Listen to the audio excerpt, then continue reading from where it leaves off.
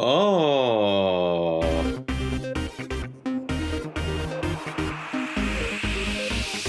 Ginger Runner.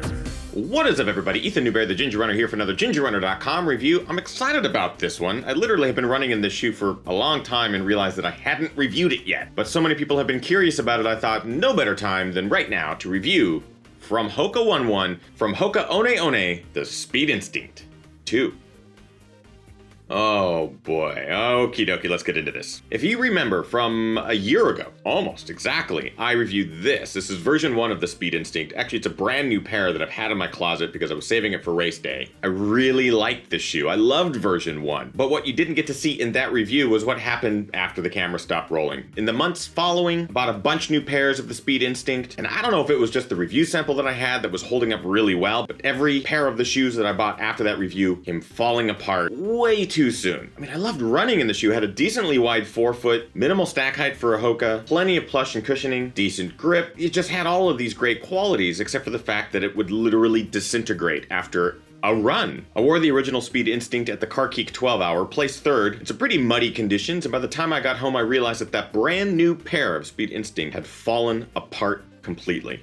One run. So that really bummed me out. And I was not alone. Countless people reached out saying, your review is spot on, the shoe does feel great, but man, these things don't last worth a damn. The breaking point for me was when one of my pairs fell apart so badly, I was able to put my hand into the shoe and stick each of the fingers out of a different hole. Don't believe me? Take a look. Yeah.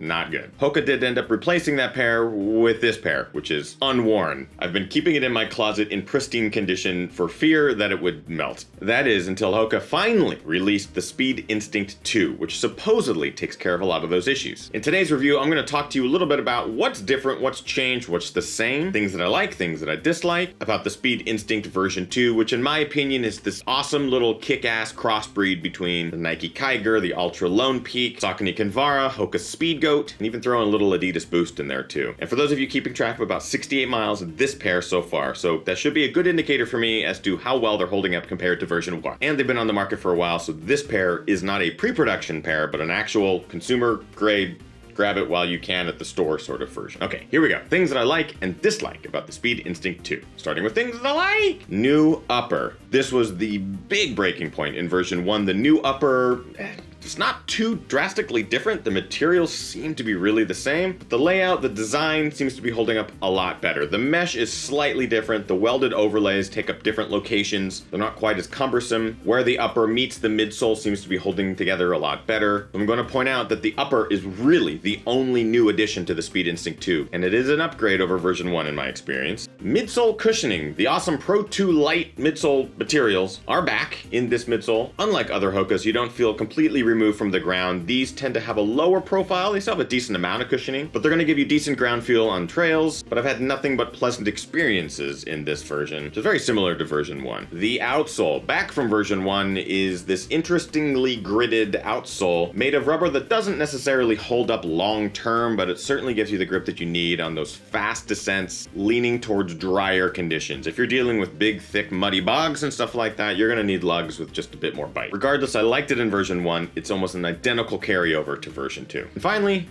comfort. Overall, I enjoy the shoe's comfort immensely. It's not a cumbersome shoe. It has so many similarities to other shoes from other manufacturers I just really like. As I mentioned before, the Kiger, the Kinvara, the Lone Peak. So long as you size the shoe correctly for your foot, you'll be able to get the toe splay that you need, and you'll get a decent amount of protection above and below with the shoe. Great for putzing around the trails, also really great for racing. Comfortable all around. Again, a lot of the likes from the previous version will again carry over, but there are some things that I dislike, or at least am concerned about, and I want to make sure that I cover those in today's review. So things that I dislike or am concerned about with Speed Instinct version 2. Let's talk about this. Trust.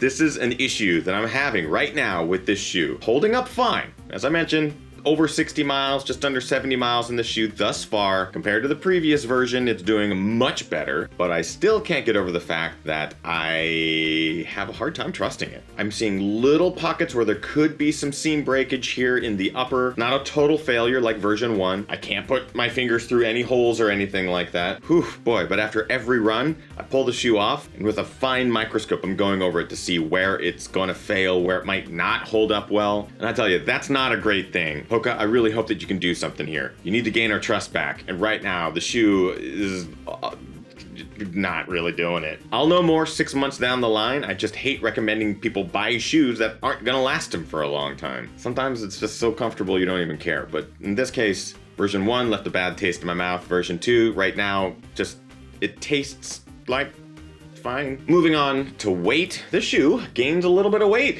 Half an ounce heavier than the previous, which isn't a lot, but it's enough to make me go, 10.3 ounces in my size 11 in version 1, 10.8 ounces in version 2 in size 11. Not a lightweight trail flyer, but coming from Hoka, that's a fine weight. As I mentioned with trust, not being able to trust this shoe to really hold up, longevity with this shoe is another concern. I don't know if this is going to hold up for 200 or 300 miles. I have my big doubts. So it's really going to come to you, the consumer of these shoes. Is it worth spending the money on a pair of shoes that might not last you 200 or 300 miles, even if it's one of the most comfortable shoes that you've worn? Honestly, it's going to be for you to decide. This is a $130 shoe. In the comments of this video, I'll update you down the line to see how many miles I do end up getting out of this pair, which is and has been my only pair thus far. That's a good sign, but I'm still just worried about the longevity. Okay, so pretty much it for dislikes. Likes, dislikes, again, carryover from version 1. I have a ton of fun in this shoe. It's one of those trail shoes that you kind of forget about wearing, and that's a good thing. You can just tick off the miles and not really worry about your feet.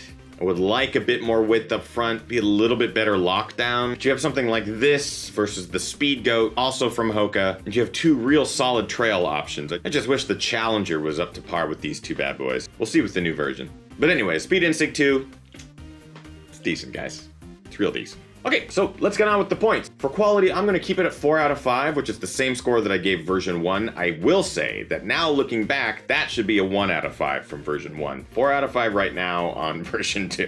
Can you tell I don't trust it? Can you tell I don't trust you? Comfort, 4 out of 5. It's a comfortable shoe, lots of good things going on, a little bit heavy, comfortable. Price at $130, it's a really decent price for a shoe that you're gonna enjoy. Oh man, this would be a full perfect score if I could just get some miles out of it and not worry about it like disintegrating on my foot. So price, 4 out of 5. And finally, looks. I am really digging the new looks. They're bright, they're loud, energetic. 5 out of 5 on looks, bringing our grand total to 17 out of 20 for the Hoka One Speed Instinct 2. So, is it a buy, try, or a why? This is one of those shoes that I'm gonna say buy. If you've had experience in version 1, you will like version 2 because it should hold up better than version 1. If that is not the case, let me know in the comments below and let Hoka know that they need to improve it. But right now, this guy's holding up pretty good for me, and that is why I would recommend the buy. Check it out. Of course, I have a link in the description to Running Warehouse where you can go get these shoes right now for $129.95. Look at that price. Okay, and that is it for my review. As I mentioned, with all of my reviews, if you have anything to say about the shoe, if you've run in it, if you have your experiences, share them with all of us in the comments of this video. We love to see that sort of feedback. If you like this review, make sure you like, favorite, and subscribe to the channel. We are almost at 100,000 subscribers. We'll be doing big giveaways and all sorts of stuff once we reach that milestone. Just subscribe and make sure you click on notifications so you are notified every time a new video is uploaded to the channel, which happens multiple times a week. You won't want to miss that. Hey, look, social media links. Check out Instagram. The Instagram specifically is a good one to check out. Lots of good photos going up almost every single day from our trail runs, local town runs. I really am liking the Instagram these days. And if you want to help support the channel, keep us doing what we do here, films, reviews, all that good stuff, live shows, go to patreon.com/thegingerrunner. For as little as $1 a month, you can participate and have some fun perks on the back end. So get out there, guys. Train hard, race harder, and party the hardest. I know I am. We will see you next week for some more fun. All right, bye.